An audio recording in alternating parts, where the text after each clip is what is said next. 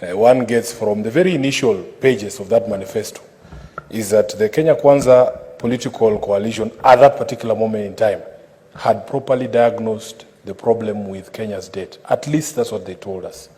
And in fact, there is a paragraph that I wanted to borrow there. They said at the time of campaigns that the usual adage, the common adage that when you are in a hole, you should stop digging.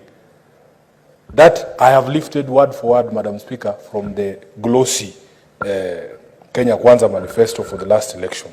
So the expectation was, and public pronouncements that followed the launch of that manifesto, was that we were going to see a stop in the borrowing that had been, had characterized the last regime, and that was the reason why we were in the hole that they said we were in.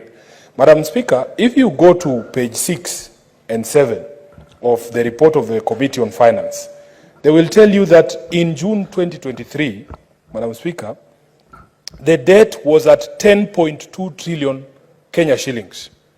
And by February of 2024, which is less than 8 months later, Madam Speaker, we were at 11.2 trillion. At that rate, in 8 months, our debt had ballooned by 1 trillion shillings. I have heard my majority leader also wax lyrical about the magic that was worked with the refinancing of the Eurobond. Madam Speaker, if you go to page 9 of the report of this committee, you will see reference there to the partial buyback of the Eurobond. But Madam Speaker, what the committee does not tell you is that we as a country in that buyback actually offered one of the highest interest rates, higher than any other country has done in Africa, Madam Speaker, at 10.37% for that Eurobond, for us to attract investors. And if you want comparisons, Madam Speaker, Cote d'Ivoire in January of this year offered or issued a Eurobond and their interest rate was 8.5%.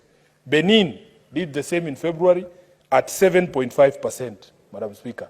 We have kicked the can down the road so that in 6 years' time, we will be paying investors the highest rate by any African state on a Eurobond.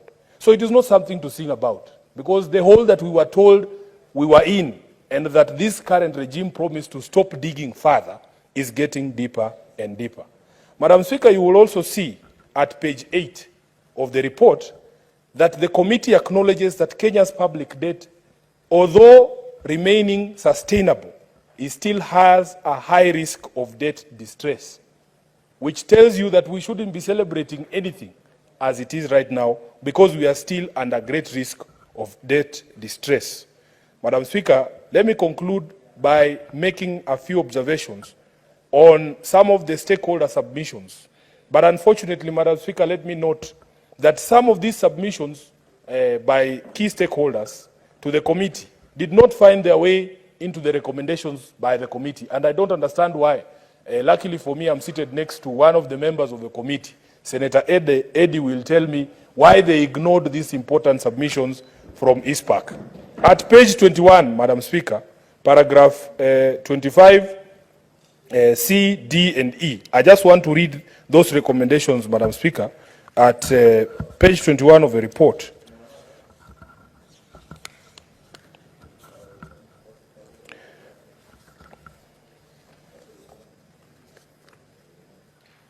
No, do I have the right report, really? No, this is the right report. Sorry, Madam Speaker.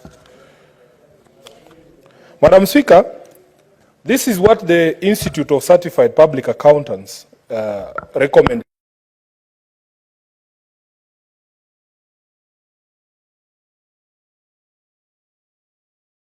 Test for financial viability and consider absorption capacity constraints within the investment timelines. We should also, they recommended, consider public-private partnerships as a form of financing development expenditure. Further, Madam Speaker, they recommended that we gradually retire expensive commercial loans for long-term concessional loans.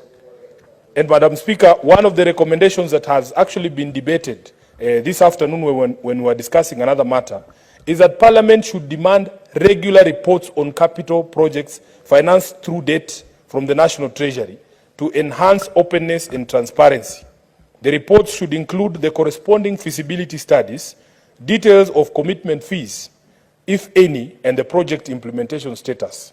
Madam Speaker, this I think is coming from the perspective of what we saw in the last regime, that in fact money was borrowed, and the Auditor General himself told us that he could not trace a single project to which the money that was borrowed went to. Madam Speaker, we had the spectre of projects such as the Aurora and Kimwarel dams.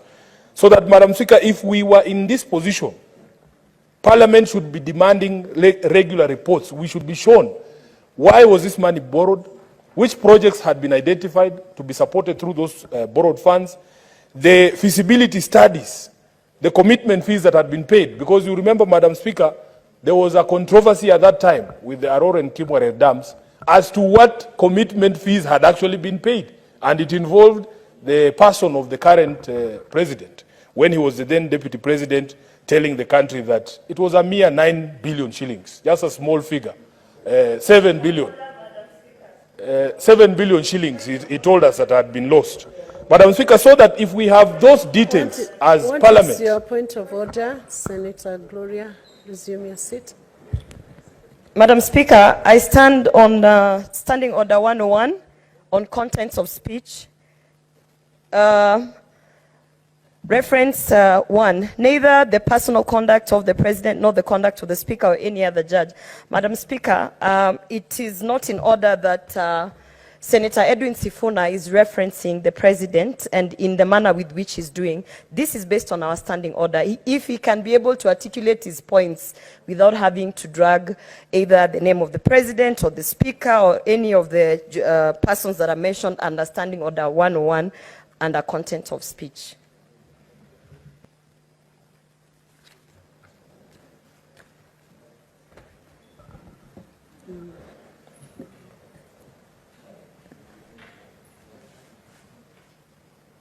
Madam Speaker, should I respond before you make a decision? Yes, you could respond. Yes. Through this Madam Speaker, in fact, I am not discussing the conduct of the head of state. It is a matter of historical fact that it was a pronouncement he made regarding the controversy surrounding the Aurora and Kimwarel dam project, and that in fact there was controversy at that particular point in time as to just how much money had been lost or alleged to be lost in that particular project. And the recommendation from ISPAC that I'm reading from the report, Madam Speaker, was that we should get the regular reports from government itself, including details of any commitment fees that has been paid. If this was being done, Madam Speaker, the point I was making was that there would be no room for such controversy. I am not discussing the character of the President. I know that under the standing orders, if I wanted to do that, I would bring a motion. It is something I am happy to do, because there is many questionable conduct that we have seen from the head of state and his government. But I have not brought a motion yet. Madam Speaker, please protect me, because you are the chair of this session. Yes. Senator Sifuna, let me give a finding with respect to what Senator Gloria has raised. I have looked at Standing Order 101, the mode in which Senator Sifuna has brought out that issue has not as of yet discussed any conduct that could be adversarial to the person of the presidency.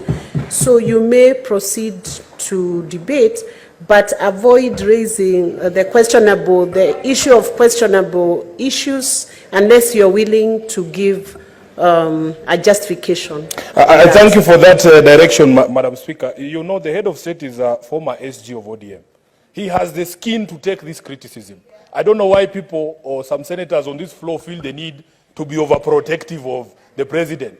The President has a thick skin, just like all SGs of ODM do. Madam Speaker, let me conclude by saying that in fact I would have expected to see some of these recommendations by ISPAC, because they are good recommendations, finding their way in their recommendations of the committee, and I don't understand why they have been ignored. And you should see this in the broader perspective of conversation about the place of public participation, Madam Speaker.